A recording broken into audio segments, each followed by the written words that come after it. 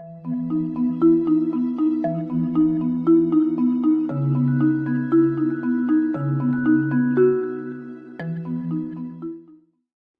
evening.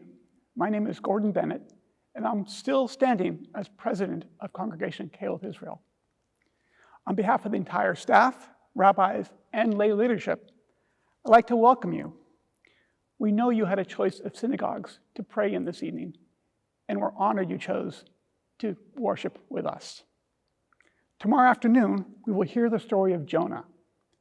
Rereading it, and in the light of, or perhaps the shadow of COVID, I was struck by two themes: uncertainty and responses to it. From the opening, Jonah's life is upended. Vayehi davar Adonai el Yonah ben Amittai lemor, kumlech el Nineveh ha'ir hagdolah, ukra aleha ki alta ra'atam lifnei. The word of the Lord came to Jonah, son of Amittai. Go at once to Nineveh, that great city, and proclaim judgment upon it, for their wickedness has come before me.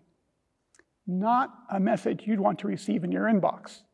Analogous in today's terms to being commanded to head for, say, Kabul, or maybe Copenhagen, or even the capital, to warn its denizens that they face divine destruction for their sinfulness. Jonah's upheavals continue. He encounters a mighty storm, a huge fish, a city that takes 3 days to walk from end to end, and plants that grow up and wither away overnight. At each point, rather than acknowledging the reality in front of him, he instead runs away from or attempts to sleep through it. He sulks, frustrated with his circumstances, and only eventually and begrudgingly obeys God's command. And when the Ninevites repent, Jonah is greatly displeased and asks God why he sent him to Nineveh in the first place, because after all, God is compassionate and gracious. The Ninevites, on the other hand, immediately accept the reality of Jonah's prophecy. Upon hearing his warning, they proclaim a fast, and great and small alike put on a sackcloth. They believe their simple actions can alter what appears to Jonah to be a preordained fate. If they do thing A, thing B will happen. They repent, and God sees what they do and renounces his punishment. Rather than trying to pretend away or ignore a threat, they act on it. So it appears the book of Jonah contrasts two different responses to unexpected developments: avoidance or resolve, with a preference for the latter. The book culminates with God's rebuke of Jonah, hardly an upbeat conclusion, while Israel's enemy, the Ninevites, are saved and thus have a happy ending. But is it so simple? Scholars believe the book of Jonah was written during the 5th and 4th century BC, around 200 years after Nineveh fell. So Nineveh did have a happy ending. Unfortunately, their last one, while descendants of the self-declared Hebrew Jonah were still around then and are still around today, 2,500 years later. Perhaps then there is something more to the story. The Ninevites repent, yes, but their action is transactional, a kind of quid pro quo that can just as quickly be reversed. Jonah, on the other hand, models a kind of resiliency. He experiences emotional highs and lows. He deals with fear, hunger, and disappointment. He argues with God, and through it all, he survives, as we have survived, by maintaining his relationship with God despite his vicissitudes, and eventually doing what should be done. I recently read a book about a 16th century chief rabbi of Egypt, Rabbi David ibn Abi Zimra. He embraces and refines the book of Jonah's answer to how to deal with uncertainty. He was asked a simple question. A Jewish inmate had been granted 1 day a year to leave prison to practice his religion. And the prisoner inquired, what day should he choose? Yom Kippur? Or maybe a day on which a Megillah is read? No, Rabbi Zimra replied, quote, the very first mitzvah that you have the opportunity to observe, you should do. And it matters not whether this mitzvah seems minor or major, for we never know the reward of a mitzvah. unquote.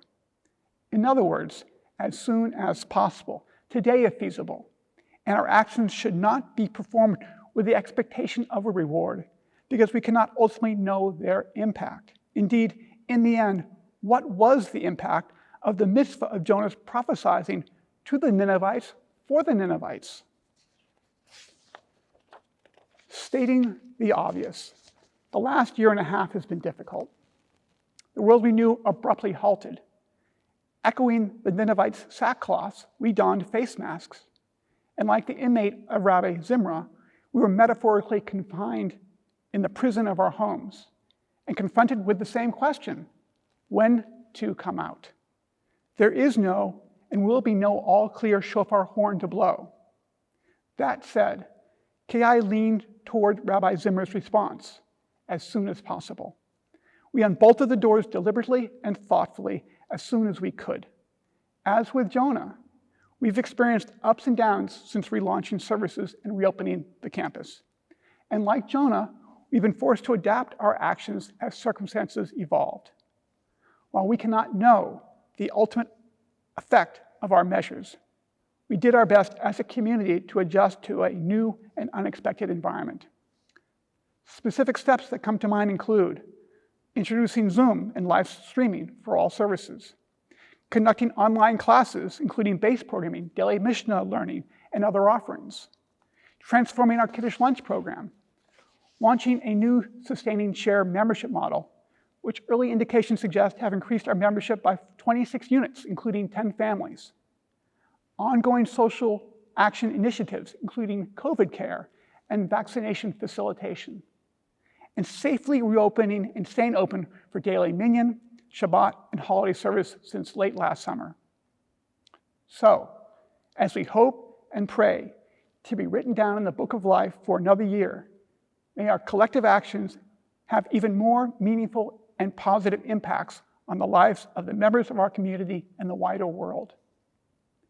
And while on the subject of books, we're at the point where, after talking Torah, or at least this year, the prophets, and then trumpeting all the wonderful things KI is and does, the president is meant to talk around, but not directly about, the importance of making sure our financial books are, so to speak, inscribed in black. This year, a new approach. No mentioning words like money, support, fundraising, and donations. Instead, as it's the eve of the most solemn day of the year, and decorum dictates serious conversation on a topic dignified and appropriate for the mood and gravity of the setting, I would like to raise a matter too often ignored in public forums and only spoken about in hushed tones around the kitchen table. A subject which I hope will bear fruit. I'm talking about bananas. Yes, bananas. If you may, consider this a banana appeal. Now, more than ever, your bananas help nurture KI. Bananas help feed the hungry mouths of our creditors. Bananas help smooth the cost of hiring green staff and maintaining our spot-on experienced clergy and professionals. Bananas help KI split the ground running on new initiatives.